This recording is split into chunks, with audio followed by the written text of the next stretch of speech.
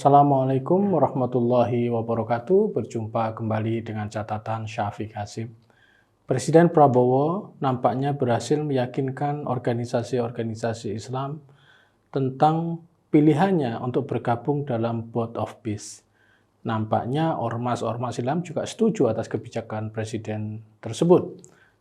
NU, MUI, dan bahkan Wahda Islamiyah bisa memahami posisi Indonesia untuk bergabung dalam Board of Peace. Mereka bisa memaklumi pilihan strategi Presiden untuk perdamaian di Gaza. Presiden sendiri juga sering mengatakan di publik bahwa kita harus menghindarkan Perang Dunia Ketiga. Prabowo mengatakan meskipun Indonesia tidak terlibat langsung dalam Perang Dunia, namun dampaknya bisa dirasakan oleh Indonesia dalam jangka waktu yang panjang sekali. Jika perang terjadi dan melibatkan perang nuklir, maka serpihan atau dampak nuklir yang bisa menutup matahari akan menyebabkan terjadinya winter berkepanjangan. Persoalan Gaza ini memang bukan persoalan Gaza semata, namun melibatkan negara-negara lain di tempat lain.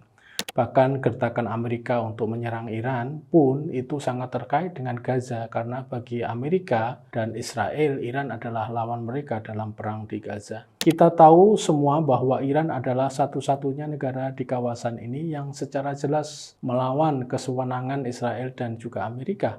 Sampai saat ini Iran menjadi ancaman bagi Amerika dan Israel, karenanya Amerika tidak henti-hentinya memberikan ancaman pada rezim Iran yang sedang berkuasa.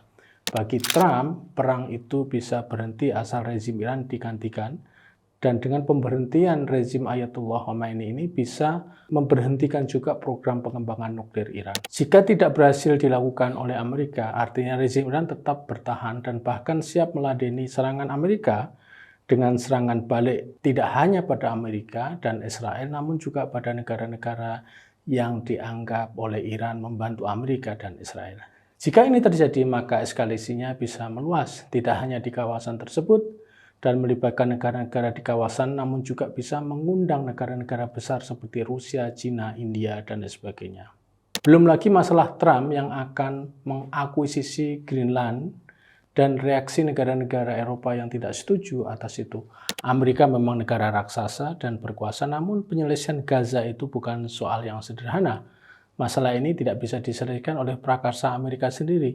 Buktinya kalau Amerika memang bisa menyelesaikan, mestinya Gaza sudah selesai. Ini sudah puluhan tahun Gaza tetap seperti ini. Bahkan hal yang sudah disepakati oleh Amerika dan Israel pun tentang ceasefire, Israel masih tetap saja memiliki alasan untuk menyerang Gaza. Minggu lalu puluhan orang tewas di Gaza karena digempur oleh tentara Israel atas asumsi dan dugaan Israel sendiri. Ingat, Amerika juga gagal di Afghanistan, di Irak, Libya, dan beberapa negara lain. Kalau Amerika berkuasa, kenapa serangan-serangan tetap terjadi pada Gaza dan bahkan mengorbankan orang? Sementara Board of Peace itu sudah dibentuk. Kenapa Amerika tidak bisa mengendalikan Israel meskipun Amerika sudah mengirimkan utusan ke Israel agar mereka mendukung rencana rekonstruksi Gaza melalui Board of Peace? Lalu kita Indonesia bergabung dalam Board of Peace. Saya pikir semua orang akan setuju bahwa kita berpartisipasi dalam penyelesaian perang Gaza dan pembangunan kembali kawasan ini. Indonesia adalah negara cinta damai dan konstitusi kita memang mendukung tidak hanya perdamaian, namun juga kemerdekaan dan kedaulatan negara-negara di dunia termasuk Palestina. Keanggotaan yang buru-buru ini justru mengurangi refleksi kita tentang sejauh mana BOP atau Board of Peace akan bisa efektif dan sesuai dengan negara kita. Mestinya kita butuh waktu dan diskusi lebih matang di publik atas masalah ini, agar ketika negara kita menentukan bergabung dalam Board of Peace, publik sudah mengerti dan memahami alasan dan argumentasi dari pihak pemerintah. Permasalahan ini memang lebih bersifat pada kepentingan domestik agar kita tidak terjebak pada perdebatan panjang di kalangan masyarakat kita. Kita tahu bahwa Presiden sudah berusaha menyelesaikan masalah ini secepatnya kepada ormas-ormas Islam dan mereka bisa memahami, namun itu bukan berarti publik juga bisa menerimanya.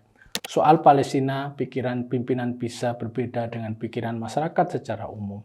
Karenanya jika pasca pertemuan pimpinan ormas Islam dengan Presiden Prabowo itu masih menyisakan perdebatan publik, maka itu berarti masyarakat belum sepenuhnya bisa memahami dan apalagi menerima keikutsertaan Indonesia di dalam Board of Peace.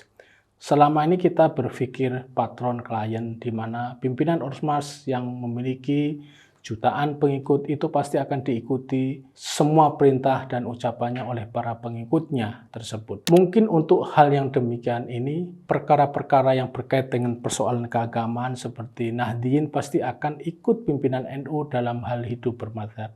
Muhammadiyah juga, pengikutnya pasti akan mengikuti model teologi Muhammadiyah yang terrefleksi di dalam para pimpinan ormas tersebut.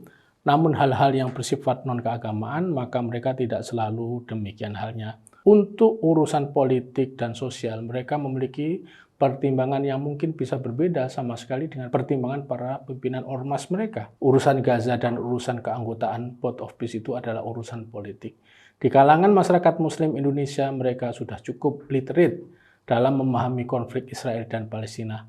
Kebanyakan masyarakat Indonesia juga paham jika Amerika lebih memihak pada Israel daripada rakyat Palestina. Berdasarkan survei-survei soal perang Israel dan Palestina, mayoritas penduduk Indonesia mendukung Palestina. Survei SMRC misalnya pada tahun 2021, 71% rakyat Indonesia menyalahkan Israel dalam konflik. Non-Muslim Indonesia sekitar 51%, berdasar survei ini juga menilai Israel yang bersalah. Masih menurut data survei, ada sebanyak 41% setuju bahwa negara Israel tidak boleh diakui karena berdiri di atas tanah Palestina. Ini artinya two-state solution saja mereka tidak setuju, apalagi jika Israel misalnya melalui Amerika masih tidak jauh-jauh dalam upaya pembangunan kembali ini. Data survei kekinian menunjukkan pola dukungan yang tidak berubah dari masyarakat Indonesia kepada Palestina. Bahkan menurut survei nasional median 2025, Israel menduduki urutan pertama negara yang paling dibenci oleh masyarakat Indonesia, yaitu 60,8%. Lalu setelah Israel adalah Amerika dengan jumlah 9,2%. Sebagai catatan, segala keikutsertaan Indonesia dalam inisiatif perdamaian Palestina adalah hal yang sangat baik dan masyarakat Indonesia pasti mendukungnya.